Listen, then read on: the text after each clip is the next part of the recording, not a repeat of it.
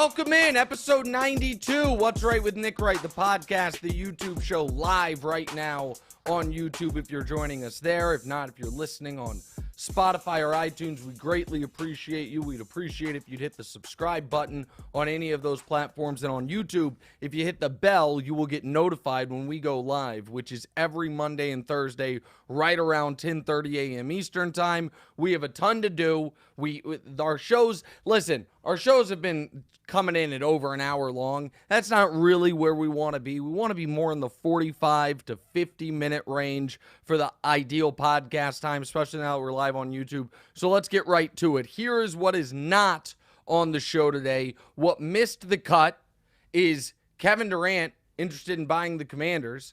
The Philadelphia sports fan lost 2 championships in one day, MLS and MLB. Amazingly, we talked as much about the MLS championship as we did about the World Series, but sorry, it ended during football season. I don't know who schedules the World Series right when the NBA starts and when football's going on, but they should rethink that. And Baker, back from the dead with a sharp second half for Baker Mayfield. None of that in today's show.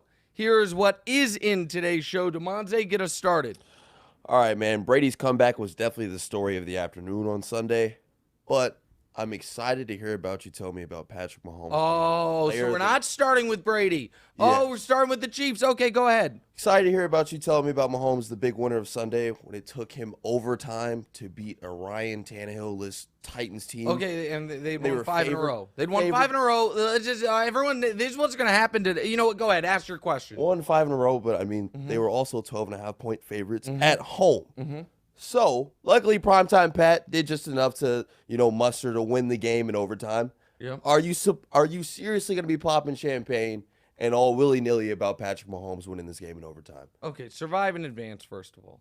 Second of all, this is what is going to happen today, because this is what has happened ever since Mahomes burst onto the scene his first year as a starter and threw for 5,000 yards and 50 touchdowns and was the league MVP and was a coin flip in overtime away from winning the Super Bowl his first year, and then the very next year did win the Super Bowl.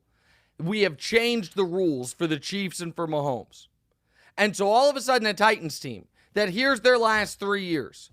2 years ago, they're in the AFC Championship game against Patrick Mahomes and the Chiefs. Last year, they are the 1 seed in the AFC.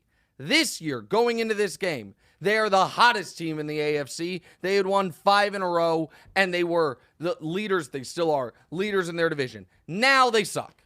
Now it's like, oh boy, how much credit do you really get for beating the lowly Tennessee Titans? Oh, should it even count as a win? Because it was a hard, gutty victory. And so here's the thing. That's what all the shows are going to do. I already know it. I'm fine with it. The Chiefs are judged on the KD Warrior standard, which is winning is not enough. You have to win with style points. You have to blow everybody out. I get that. So let's instead talk about why the Chiefs won. The Chiefs won because Patrick Mahomes had a game no one in the history of the league has ever had. 400 yards passing, 50 yards rushing, plus a rushing touchdown, plus a passing touchdown. And we don't have the ability to show you guys the NFL video highlights on the podcast. But it was very apropos that Patrick Mahomes beat the Tennessee Titans with his legs, because it was against the Tennessee Titans that Patrick Mahomes had arguably the single most important plus greatest run by any quarterback in NFL history. Oh, Nick, that's hyperbolic. Well, I don't know. It was right before halftime of an AFC championship game when the Chiefs hadn't been to a Super Bowl in 50 years. The Chiefs were trailing, and Patrick Mahomes had a 30-plus yard scamper where he made 5 Titans defenders miss to give the Chiefs the lead going into halftime, and they never looked back. That was 3 years ago, 2.5 years ago. Now, what do we have? We have a 3rd and 17 with the Chiefs not having scored in 2 hours, and Mahomes runs for 20. And then a 3rd and 9 where Mahomes runs for the touchdown. And a 2-point conversion where Mahomes runs and gets the corner.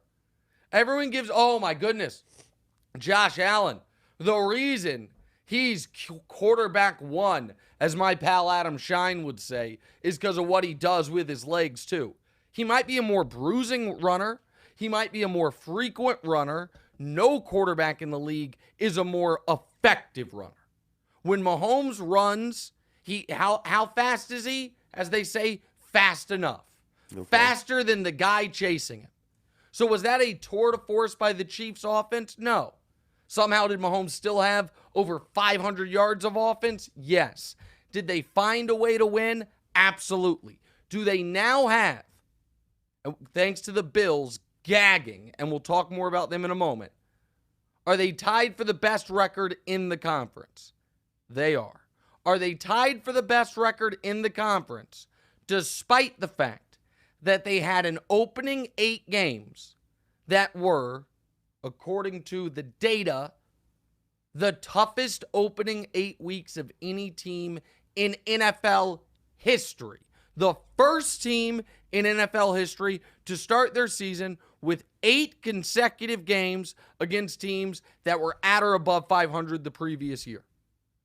8 games in a row against teams that either made the playoffs or were a loss in week 18 last year away from making the playoffs. So the Cardinals made the playoffs last year. They kicked their ass. The Chargers lost in week 18 last year. That's why they missed. They beat them. The Colts made the playoffs last year. The Chiefs gave that game away. The Bucks made the playoffs last year. The Chiefs kicked their ass. The Raiders made the playoffs last year. The Chiefs came back from 17 down. The Bills made the playoffs last year. Chiefs lost that game. The Niners made the NFC Championship game last year. The Chiefs kicked their ass. And the Titans made the playoffs last year as the 1 seed. The Chiefs just beat them. They have played 8 games. They're 6-2 in their 2 losses. They were leading them both with 1:10 left. And now, oh boy, now the soft part of the schedule comes. Home for the prince that was promised. That's not easy, but still, home for the Jags. At the Chargers, that's the toughest game left on their schedule. They've already beaten them. Home for the Rams. The Rams are a train wreck. At Cincinnati, that's their second toughest game left. Then at Denver, at the Texans, home for Seattle, that's kind of tough. Home for the Broncos, at the lowly Raiders. Ooh, boy. Cincinnati's our second toughest game after the Chargers? Well, the Chargers and Bengals are the 2 toughest games left. You think Cincinnati's tougher than the Chargers? Yeah. Fair enough. I guess, Cincinnati might be tougher. The Chargers game is way more important. Because you beat the Chargers 5-3. Right. Chargers only game back in the division. But if you beat them and you sweep them, you basically lock up the division 2 weeks in. So all that's going on. Meanwhile, what happened in Buffalo?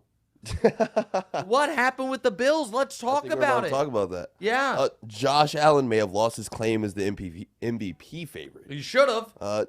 Threw for barely 200 yards, no touchdowns, and 2 interceptions. You claim that the Bills need the better quarterback? Wait, what? I claim the Bills need better quarterback. Better quarterback play on Twitter. Yeah. So Josh Allen needs to be perfect every week to earn your respect. No, he has my respect, but he needs to play better. He wasn't good in the second half against the Packers. We watched that when you thought your parlay was dead. By the way, speaking of parlays, DeMonte attached the Bills' money line to a few of his parlays yesterday. Yeah. And after the Bills lost that game, DeMonte just went to his room and went to bed, and I didn't see him for 6 more hours. Yeah. No, I mean, that's what happened. DeMonte was locked in on the 1 o'clock games. My dad was in town. It was real nice, a little multi-generational Wright Bird family football time. And then DeMonte lost his stupid 17 parlay and just went to bed. It was just like, I'm out of here. Woke up when the Chiefs game kicked off. Is it about the size of it? About what happened? Yeah, I mean, Josh Allen, he didn't take me out of my day. But I woke up early to see, see the family and watch some football and then went to bed. If it makes you feel any better, the Chiefs didn't cover the 12, obviously. Yeah. So you would have lost. That part would have lost anyway. Okay. So it's not about Josh Allen earning my respect. It's about Josh Allen earning the crown that the media has given him. Josh Allen yesterday was awful. He said he was awful. He said it's hard to win when your quarterback plays like bleep. He had a 47 passer rating. he had a back-breaking interception. Yeah. If people weren't watching that game, he throws a pick on the very first drive of the game in the red zone. Points off the board. It sets the tone that, oh, this might be a dogfight. But then despite that, the Bills go up 14-3. Okay, so then what happens? Second half starts. The Jets are driving. There's a long delay because Skycam fell. Right. And on 2 plays after the delay, Von Miller, who has been the best player on the Bills this year. I know he's not league MVP. I know he's not quarterback 1. Von Miller's been their best player. Changed the game. Got a strip sack on Zach Wilson. It's now 14-10 Bills ball. Josh Allen waited 2 plays before throwing the game away. Threw a pick right to Sauce Gardner. The Jets get the ball and score a touchdown. The Bills then get a field goal to tie it up.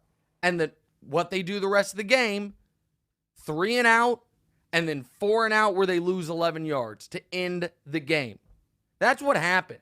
So everybody can say, oh, Nick, you're hating. I just want a guy who is talked about like he's the best player in the whole league to play like it consistently. Not just for a half like he did in the first half against Green Bay. Not just for, a 1 or 2 game stretch. Consistently play like the best player in the league. Because since the second half against Green Bay, Josh Allen, in 6 quarters of football, has 4 interceptions and 2 fumbles. That's 6 potential turnovers that he's had. And this is not, and the 1 half good, 1 half bad, the guy that I'm told is the best player in football.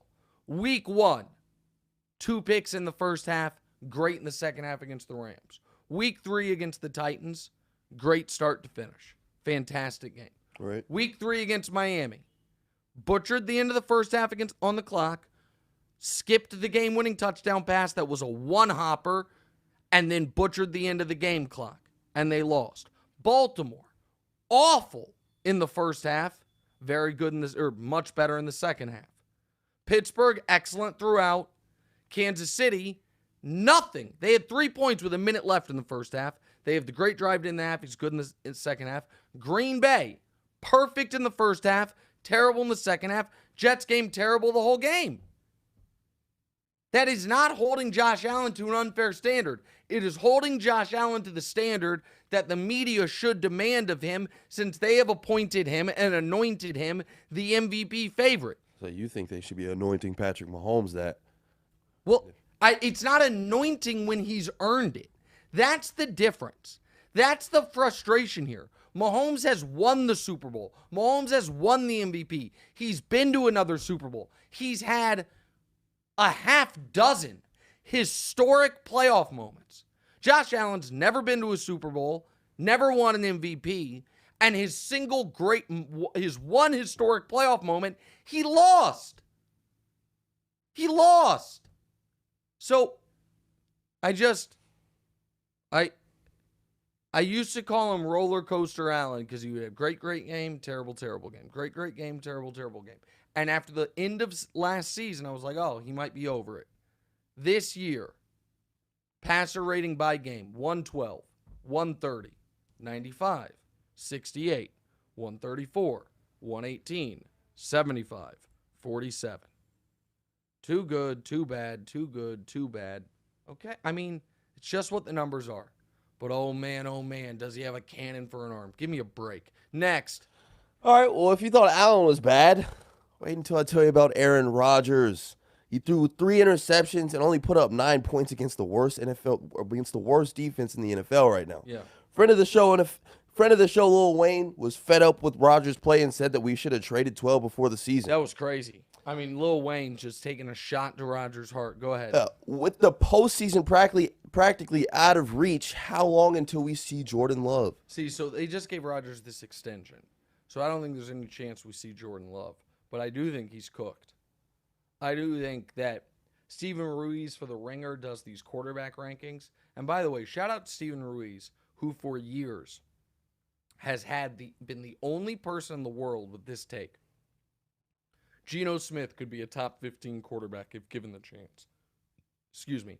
Nobody had that take, and I think people thought Steven Ruiz was trolling with it.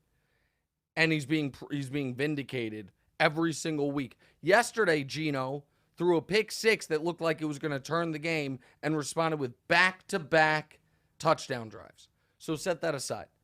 Rodgers' picks were awful. They're at the goal line. He throws it into a defensive player's helmet. I'm not sure how you could possibly blame that on anyone but Rodgers. He threw it directly into a lineman's helmet. Then they run a rollout where he's supposed to throw it back to his left tackle, and he just short arms it, and Aiden Hutchinson takes it, and then he throws another pick at the goal line. I mean, they're at the 25, but he got picked off at the goal line. 3 interceptions, no big plays, and the final play of the game, he and Sammy Watkins, after a timeout, were not on the same page. So we're going to talk about the Rams in a moment. The Packers and the Rams, last year's NFC Championship game, they are both done. There is no saving either season. When we look at the potential NFC playoff teams, you have the Eagles, Vikings, who are the only dead set locks. They are locks. Then you have Dallas and Seattle, who are overwhelmingly likely to make it. Then you have the Giants and San Francisco, who are, in my opinion, likely to make it. And then the one last spot, I haven't mentioned a team from the NFC South. One of them has to do it. I think it'll be Tampa. We'll talk about them in a moment. But the Packers have a worse record right now than, is that right? The only teams in the NFC with a worse record than the Packers are the Carolina Panthers and the Lions, who just beat them. They are finished. And Rodgers has to wear this one. Yep. That was a horrible performance against a defense that, to your point, DeMonze, everyone has lit up and was on pace to give up the most points in NFL history. That Lions defense has given up 38, 27, 28, 48, 29 to the Patriots, 24, 31, and just held the Packers to 9. That's awful. Yeah. And Rodgers was terrible. It was as bad of a game as I can remember Aaron Rodgers playing. And if we're being honest, there have been a few times we've said that this year. Rodgers so far this year, if we look at it, week 1 against Minnesota, they score 7 points. He has a 68 rating. We're like, that's one of the worst Rodgers games ever. The game against the Jets was horrifying. It's been bad. And I don't think they're going to go to Jordan Love, and they just gave Aaron that contract, but they're finished for the season. That's 5 losses in a row after starting 3-1. Next. Sad. Tom Brady isn't done just yet. The GOAT pulled off an incredible game-winning touchdown drive to put the nail in the Rams' coffin. Brady also became the first player in NFL history to eclipse 100,000 career yards. All right, pause that real quick and then get to the rest of it. Yeah. I just want to make a point here. Last year, there was a moment when LeBron was about to pass Kareem for most points in NBA history combined, playoffs and regular season. And I made the point, I think I don't know if it was on here, but certainly on the TV show, like, hey, there should at least be acknowledgement. Like, it should be something mentioned on the sports shows. Maybe they should stop the game when it happens. And everyone said I was just a LeBron sycophant, that nobody cares about combined playoffs and regular season records. It's a fake thing. Somehow we made it to LeBron. Well, hold on a second. When we're talking about Brady, LeBron's the only guy we can compare him to. And I said, okay, I understand the real record is just regular. Like, there's playoff records and there's regular season records. Right. You don't you don't combine them for official records, but it's worth acknowledging when a guy all of a sudden has scored more points than anybody in the history of basketball, playoffs, regular season combined. Everyone said I was just full of it. Yesterday, and all week leading up to it, they had a damn countdown of how long Brady gets to 100,000 yards. But he has 86,000 in the regular season. That's a playoff and regular season combined thing. So for Brady, everybody wants to do it. When I want to do something similar for LeBron, nobody gave a damn. Just interesting to me. All right, go ahead now. All right, glad you got that out. But Yeah. the Bucks are now in first place in the NFC South. Is this the spark that they needed, or is it more telling that they barely beat one of the worst teams in football? Okay. So I think this could absolutely be the spark. Okay. I think that when they go no huddle and they just let Brady get in the quick passing game, their offense moves. In the loss against the Packers 6 weeks ago, we saw that. They did nothing the whole game. They had 6 points, and then at the very end of the game, they went no huddle. They went right down the field. They scored. They just missed the 2-point conversion. Right. They obviously can't run the ball. But now what you have is a galvanizing win, and a win because they didn't move the ball the whole game. And then they're down 4. They drive all the way down the field in the waning moments and get stopped at the goal line. Get the ball back because the Rams can't pick up a first down and have 40 seconds and do it again. Yep. And this time they actually score. So their 2 best drives were in the no huddle, go, go, go, go, go. Now the Rams defense should be ashamed of itself. Absolutely ashamed of itself for the second drive. Like, that was pathetic. But, so you had a long week. You're now, Atlanta lost. You're right there in the division. You now have a very weird game for week 10 where you are in Germany against Seattle. So Seattle is taking the longest trip in the history of the NFL from Seattle, Washington to Germany. Right. So they have to go there. Now, I think that, Seattle's a good team. So I'm not, by no means am I trying to act like Tampa's definitely going to win that game. That game's probably a 1-point line in either direction. But then after Seattle, you get the Browns before Deshaun comes back, the Saints, who while they've they've stopped your offense, you kicked their ass defensively this year. The Niners and Bengals, which are tough, and then your final 3 games: Cardinals, Panthers, Falcons. So do I think Tampa wins the division? Yes. Vegas makes a mistake if they make that a pick 'em. What do you think it should be? I think it should be Seattle -3.5 maybe. Okay, let's see what it is. It is Tampa by 1.5. So you like Seattle in that game? I love Seattle. I think you are the flight. I'm underestimating the flight. Yes, the flight. I really do. I think you are underestimating the flight. Okay. But Russell Wilson but also thinks differently. Russell Wilson. Yeah. Oh, because he went over stay there. warm. Yeah. Just do some high knees. All right, that's fair. By the way, Vegas has been down on Seattle all year, so you might be right. But I'm telling you right now, the Bucs are going to go into the playoffs on a 3-game winning streak, having beaten the Cardinals, Panthers, and Falcons to end the year, and they're going to be dangerous. The offense will continue to slightly improve. The defense is still excellent, and listen, I have been a Brady skeptic over the last few years, waiting for his downfall. I also don't think we should underestimate the difference that there's going to be now that the divorce is finalized. Now that it's sad, and I'm sure it's hard for him, but at least you have some closure there. So the divorce is finalized. You steal a victory. You've got to feel good. Now you've got this flight to Germany, and then I believe after that a bye.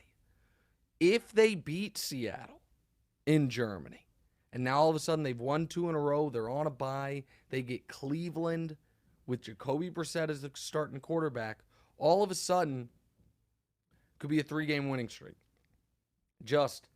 And as I've said before, that round 1 playoff game might be Dallas. If it's Dallas as the 5 seed, I think that they're going to have a real hard time blocking Dallas. But it also might be the Giants. And if it's 4-5 against the Giants, Tom Brady is not losing a playoff game to Daniel Jones.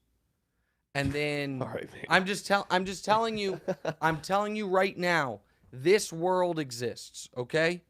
The world where the NFC playoff picture is, and I've been saying this for a few weeks, I'm going to say it again, where the seeding goes like this, all right? 1 seed Philly, 2 seed Minnesota, 3 seed Seattle, 4 seed Tampa, 5 seed the Giants, 6 seed Dallas, 7 seed San Francisco. Okay? And what you end up having is San Francisco beating Minnesota in round 1, Tampa beating the Giants in round 1, and Seattle winning a home playoff game in what will be the second loudest stadium in the country against Dallas in round 1. And all of a sudden, it's like, wait a minute. So now, round 2 is, what would it be if I had that right? Tampa, would be San Francisco going to Philly and Tampa playing Seattle. After they beat them in this instance. Potentially. Or I just know that that everyone needs to be emotionally prepared for Brady's path to the NFC Championship game being some combination of Daniel Jones, Kirk Cousins, Jimmy Garoppolo, Geno Smith. Geno Smith doesn't need to be in that list. No, listen, I think Geno's played great. I think he deserves right now fringe MVP consideration. He's never played in a playoff game. Daniel Jones never played in a playoff game. Kirk Cousins doesn't have a great playoff history. Jimmy Garoppolo's played in a lot of playoff games, has played well in 0 of them. Everyone needs to be emotionally prepared for that possibility. All right, so yeah, the Rams, by the way, the Rams are cooked, and I've got to look it up. It's one of the worst Super Bowl defenses in NFL history. You just say like a team to win the Super Bowl and then what they do. Yeah, the following year, it's one of the worst defenses of a Super Bowl I've ever seen. It's almost like they shouldn't have won it last year. Oh, they absolutely, it's unbelievable. That's the Chiefs Super Bowl. That second half against the Bengals will haunt me for the rest of my life. I mean, the Chiefs would have rocked that Rams team. 100%. It's so stupid that they lost that game. All right. We've got a lot more week 9 in the NFL. We'll take a quick 60-second break. Come right back. What's right?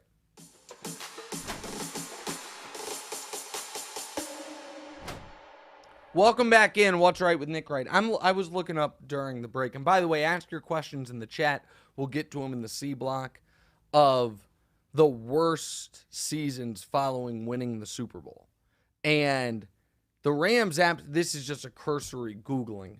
So I haven't done this real research. I was actually going to do it for the TV show today. But the first article that I found talks about it's a Philadelphia Eagles website, and it's from a few years ago, and it's talking about the Eagles having a terrible Super Bowl hangover after winning the Super Bowl a few years ago because they started 5-6. But that Eagles team not only ended up making the playoffs, but they won a playoff game that year when Nick Foles took over again, and they won a playoff game. The Cowboys, after winning 3 out of 4, the following year went 10-6, and they make the list. The 03 Bucks, that was kind of I don't want to call it a fluky Super Bowl, but anytime you win based on the strength of a defense, it doesn't feel as sustainable. The 03 Bucks, the following year, finished 7-9, and they're considered one of the biggest disappointments ever. The Rams would be very happy if they only lose 9 games this year. The 99 Broncos are probably the worst. They finished last in their division in the AFC West after winning back-to-back Super Bowls. They went 6-10, but their quarterback retired. John Elway retired. And they did I hope that's back-to-back. locked. There we go. Yeah, someone just tried to walk in our studio. Luckily, we have that new trusty lock on the door. Yeah. That person would have been hectic. The 81 Raiders went 7-9, but that also was a strike season. So that, again, that's like a tough one. The 82 Niners come across the list. The following year, though, they made the NFC Championship game. I don't know, man. Like, I guess the answer is probably the 87 Giants is what it looks like. They went 6-9, but was that another strike season? I mean, it's incredibly rare for a team. The 2016 Broncos, it went off the rails, but they still finished above 500. But again, Peyton retired. It's incredibly rare for a team to win the Super Bowl and the next year be terrible. Like, it's one thing for them to not be great, but to be terrible is incredibly rare. And this Rams team looks like it is terrible. All right, let's get to what we had scheduled here. Go ahead, DeMonte. All right, East versus East. Don't look now, but the 23-12 AFC East. Okay, you want to start over? 23-12 AFC East may have surpassed the 24-9 NFC East. Miami, New England, and the Jets all won while Washington lost. Every AFC East team is over 500. Which division do you see producing more playoff teams, and which division will have the last team standing? Okay, so they're going to produce the same number of playoff teams. Right. They're both going to if Gabe Goodwin's watching the show and not tweeting about podcasts that he enjoys producing more, he'll be happy to hear this. Look. Oh, wow. Somebody must have brought in food or something. Gabe came into work today. Good to see him. Look at the Jets. Gabe, I have a big announcement. Put Gabe on the screen if I can see him for a moment. Gabe, the New York Jets are making the playoffs. The New York Jets are making the playoffs. There's a Jet shirt in there. He's saying no. And now that I think about it, I'm not certain if they actually are. Is Lori here, by the way? Mm-hmm. Lori, can you make sure that sign says closed and not open? Okay. Thank you. Sorry, we have people trying to... We do this show live from my wife's boutique, and there's a few people that have stopped that are coming by and looking like they're trying to come in, and we're not open right now. But it looks like we're open right now because this show's going on. Yeah. So, all right. You know what? As I said, the Jets are making the playoffs. I now realized that I'm doing something there that I hate when people do, which is announcing they're making the playoffs but not doing the math on it. So let me put a caveat on it. The Jets, oh boy, who's going to miss? We got 8 teams here. DeMonte, you tell me your gut reaction. I'm going to, once I list the 8 teams, of which one is the odd man out. You have Bills, Dolphins, Jets. They all have 6 wins. The Ravens and Bengals, who are both 5-3. The winner of the AFC South, it's going to be the Titans, but it's one team has to make it there. And then Chiefs, Chargers. That's 8 teams. 7 make it. Who's the odd man out? The Chargers? The Chargers is what I thought you would say. So the Chargers, let's look at what they have left. At San Francisco, home for Kansas City. At Arizona, at the Raiders. Home for Miami, home for Tennessee. At Indy, home for the Rams. At Denver. The Chargers have a tough-ish schedule left. Let's see what the Jets have left. Because the Dolphins look scary. Dolphins look legit scary. The Jets, at the Patriots, home for the Bears, at the Vikings, at the Bills. Yikes. Home for the Lions, home for the Jags, at Seattle, at Miami. You have at Seattle, at Miami, at the Vikings, at the Bills, at the Patriots. Ooh, boy. Boy. Yeah. I might have put the Jets in the playoffs a little too soon. Yeah. Maybe the Jets are going to make the playoffs. There you Okay. go. Maybe the Jets are going to make the playoffs. I have to soften it. I apologize. So now that I've had more time to think about it, the answer is the NFC East. The NFC East is definitely going to have 3 playoff teams because the NFC is not as good as the AFC. And the AFC East might have 3 playoff teams. And the answer is also the NFC East as far as last playoff team standing because Philly's going to get a bye. We don't know if Buffalo's going to get the bye anymore. That's the other thing that happened yesterday. Ooh, boy. Ooh, boy. That Bills, they're the 1 seed with a bullet. I mean, maybe. They're still the favorites to be the 1 seed. Another fun thing. Still got to play the Jets again. Well, they've got to play. They're home against the Vikings this week.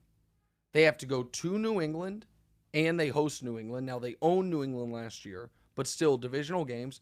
They also have to play the Jets and the Dolphins, both of whom have already beaten them. And the Bengals, they have to go to the Bengals. So all of that is what has to happen right now for the Jets. DeMonte, can you carry the show for a moment? Yeah. Got a really funny joke for you guys. It was unbelievable. Go ahead. Sorry. Right now, the store that we host this from, Lori, if you don't mind, can you just put the trash can beneath that? We have a lot going on here today. Yeah. Okay. The store over the cash register has a leak. The exact spot that you would. Well, I guess it could also. And it's now currently leaking. And so we've got so I heard that starting. So that's obviously a problem. Oh, your mom's going to be so upset. That ain't great. All right, let's keep the show going. We've got a new game. Let's do it. Got a new game. No one can predict the future except our very own Nickstradamus. Oh. Soothsayer of Sport. Oh, look at the picture. This is where oh, wow. I love it. I love it's that. Dead on with the pictures that I saw on images. Of what Nostradamus looks like? Yeah. Yeah. He actually had quite the nose on him. Okay, thanks. Go ahead. Our Soothsayer of Sports communes with the spirits, reads the tea leaves, and interprets the stars to predict the future. He sees all, except who should be his lock of the week. That's 2 in a row, by the way, guys.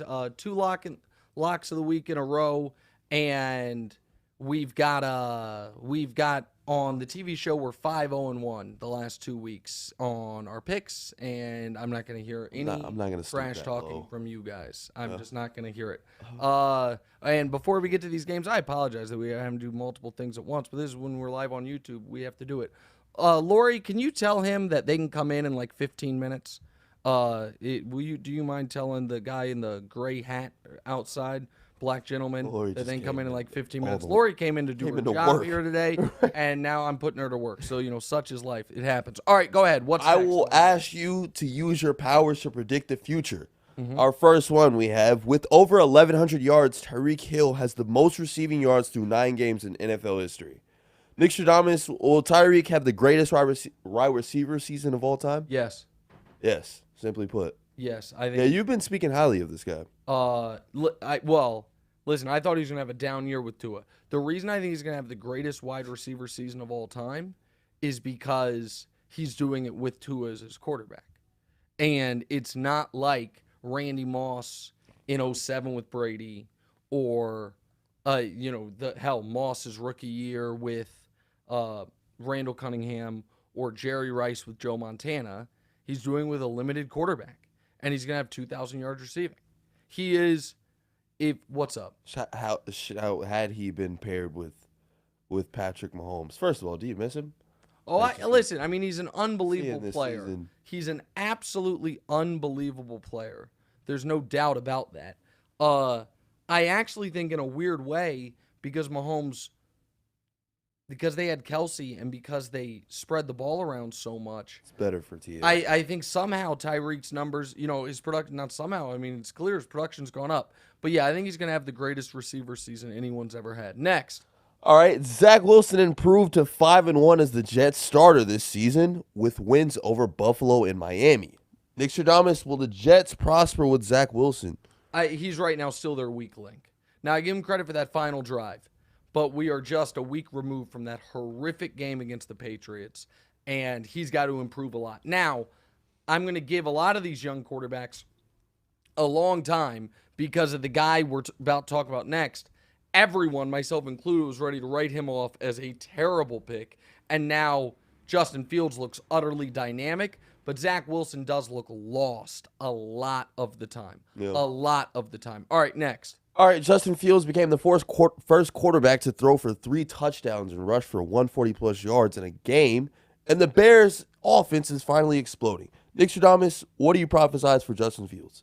I mean, this is unbelievable. Yeah. I mean, he ran for 178 yesterday. Yeah. I mean, the Bears' offense all of a sudden is dynamic. They have a crummy offensive line, no wide receivers. They just traded for Claypool. I can't believe it, but it feels like the sky's the limit. Now that they're letting this guy run, obviously he's raw as a passer, but it is remarkable what he's doing. Utterly remarkable. He's just turned it around out of nowhere. Yeah. And so if you're a Bears fan, you feel like, man, you have all these now extra draft picks. You're going to have all this cap space. And I need to see more from Fields. But then he is, other than Lamar and Vic, the scariest runner at the quarterback position I've ever seen. Other than those two guys, and those two guys are the two best ever. All right, next. Get this guy a line.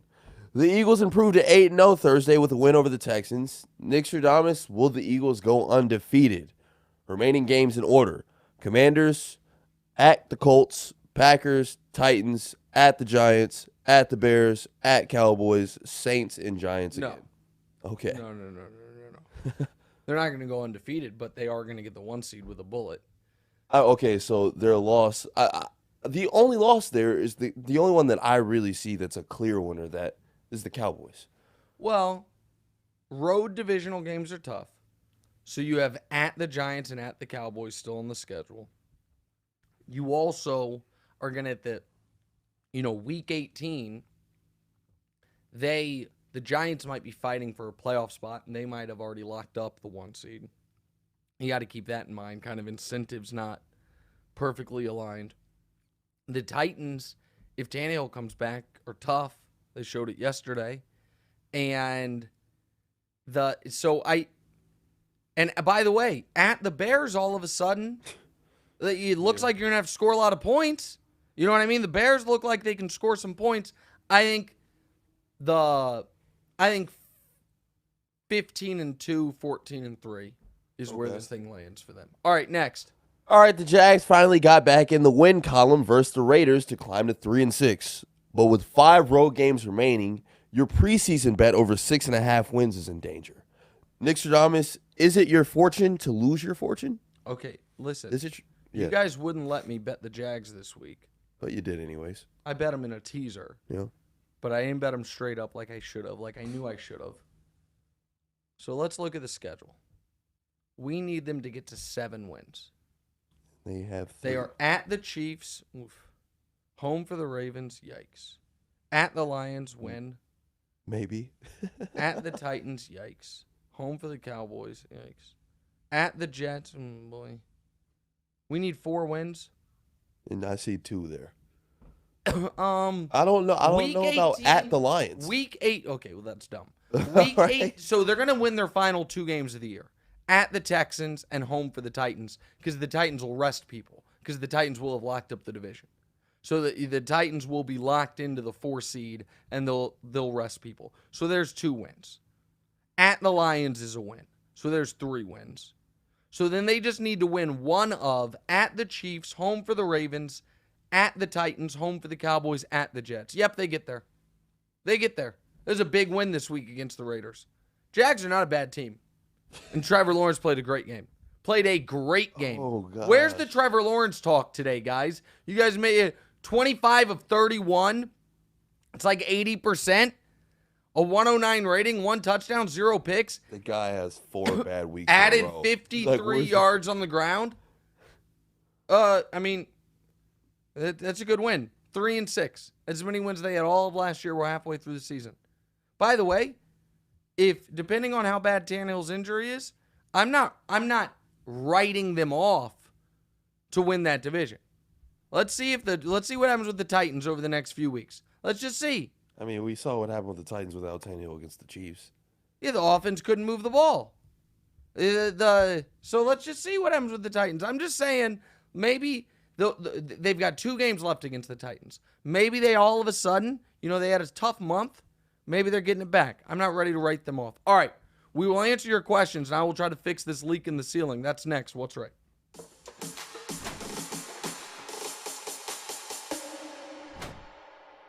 All right, welcome back in. Final segment, What's Right with Nick Wright. episode 92. We're up to episode 92. Please, if you're watching us on YouTube, we appreciate you can ask some questions here. You can participate in the chat and the poll questions, all of that. Sorry we haven't been doing the polls today. Today's been a little bit of a hectic show. We had how do I put it? A curious looking fella try to get into the store. Then we had somebody try to do some shopping in the store, and then all of a sudden the ceiling started to leak. However, during the commercial break, I went out and talked to the superintendent of the building. They actually made the ceiling leak on purpose because they're trying to figure out why the ceiling's been leaking. So maybe small silver lining that they have narrowed down what the potential issue is. Listen, it's only been going on for 18 months. Yeah. And eventually at some point they're gonna really lock in on this and figure this thing out. All right, let's read read some questions from the chat. All right, man. Jason Lawton asks, Nick, what are the chances the Seahawks maintain their lead against the NFC West? All right, so I don't like to make this a schedule show, but it is important, and I have to. So here's what hurts the Seahawks. The fact that they already lost head-to-head with the Niners. So now they basically have to win that matchup against the Niners in, what will that be, week 15. Here's what helps the Seahawks. After this game in Germany against Tampa, they then finally have their bye, and then they have home for the Raiders, at the Rams, which looked like a tough game, but it's not. Home for the Panthers. So let's just say they lose to Tampa, go to 6-4, and then win those next three. And they're 7-4. They then have to end the year Niners, Chiefs, Jets, Rams. And it's going to come down to the wire, man. It's really going to come down to the wire and probably come down to that one game at home against San Francisco, because San Francisco, they have a softer part of their schedule coming up. So, but they're 6-3 and San Francisco's 4-4. So there is. I wonder what I'm going to check. Got a cushion. I wonder what the odds are right now. I'm sure they're the favorites, but how big of favorites are they? Oh, they're not the favorites. San Francisco -130, Seattle +145. So it's like a 55-45 right now. Vegas says San Francisco's the slight favorite. I think I'd flip that. I think I'd have Seattle as the slight favorite. But even if they don't, they're going to be a playoff team, which is a hell of an accomplishment for the Seattle Seahawks that a lot of people thought were going to be the worst team in football. All right, next. Corey Brass asks, any chance Brady signs with the Niners this offseason? Average division, all pros everywhere. Seems like the path of least resistance. Well, so it's interesting. I think it's certainly on the board. And it would suck for Trey Lance, but such is life. I don't think Brady's done playing football, and I think he knows the Bucs can't compete for a championship anymore. That's why he tried to leave. I thought Miami would be the destination, but Tua right now is playing great. And the Miami has traded away their first-round picks, so their plan is obviously to roll with Tua, or I guess maybe bring in Brady, but I think that's unlikely. So I do think San Francisco's absolutely on the board. Quietly, you know what's also on the board? Going back to New England. Oh, okay. They don't have a quarterback. Right. And it would kind of be storybook. Now that's a very tough division, so I don't know if he wants to do that. All right, next. Right. That would definitely fit to the LeBron and Brady thing. Yeah, he's always following LeBron's footsteps. Yeah, John asks, are the Milwaukee Bucks far and away the best team in the league? Yes. Okay. Not even close. And Giannis is far and away the best player in the league. The only person who's even close to him is Luka. But Giannis is one of the three best defensive players in the league, and Luka's an average at best defender. So Giannis is like a 98 out of 100 on offense. Luka's a 99 out of 100 on defense. But Giannis is also a 98 out of I said that wrong. Let me start it. I think I said that wrong. On offense, Giannis is a 97, Luka's a 98. But on defense, Giannis is also a 97 and Luka's like a 72. Right. So that's the differentiator. All right, next. Lightning Flash asks, when will Tua finally enter the MVP conversation? Oh, I think this week. Because Josh Allen's trying to play himself out of it. And God forbid we just say, the guy who's been the best player in the league for the last 5 years, and the guy who, let me just check. Let me just do a last stat check real quick. See where Patrick Mahomes is as far as the NFL leaders. Oh, he's had a bye, yet he leads everyone in yards. That seems good. Okay, but that's just yards. What about touchdowns? Oh, he leads in touchdowns too. Oh, okay, that seems good. Oh, okay, so he leads in yards. He leads in touchdowns. The team has a better record than the Dolphins, but too old. There will be people on TV that say Tua is the MVP. Now, in Tua's defense, Tua hasn't lost this year. When they've lost, it's because he's been hurt, and he's been great. I believe in the MVP conversation right now. If it were position independent, here's the problem for Tua. I think Tyreek's been better. So Tua, but we don't give it to wide receivers. But Tyreek, Micah Parsons, Derrick Henry all deserve consideration for the non-quarterback category. MVQ. Tua, Geno, Jalen are kind of on the fringes to me. I know a lot of people like Jalen because he's undefeated, and Mahomes clearly league MVP. I mean, give me a break. Did you guys watch the game last night? No other quarterback in the league wins that game. No other quarterback. They couldn't run the ball except for when he was running it.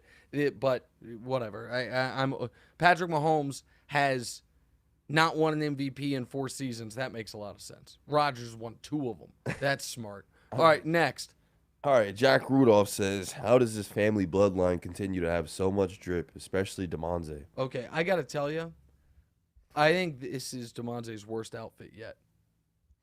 Hey, man, it matches. It does not match. You're wearing a red striped shirt underneath it.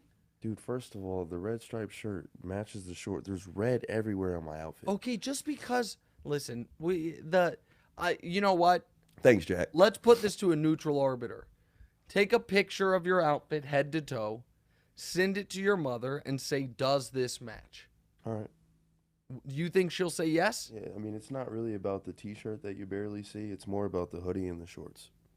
I don't know. Which match? Here's the thing. You can the put hoodie, black and blue quite literally go together. Black goes with anything. I understand that color-wise, the hoodie and the short shorts match. But conceptually, if I was wearing rain boots and a tank top, even if they were both the exact same design, they wouldn't match because they're confusing conceptually.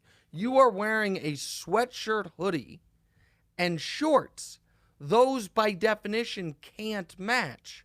Do you understand what I'm saying? Thanks, Jack. Okay. All right. I get it. Listen, I mean, Jack likes it.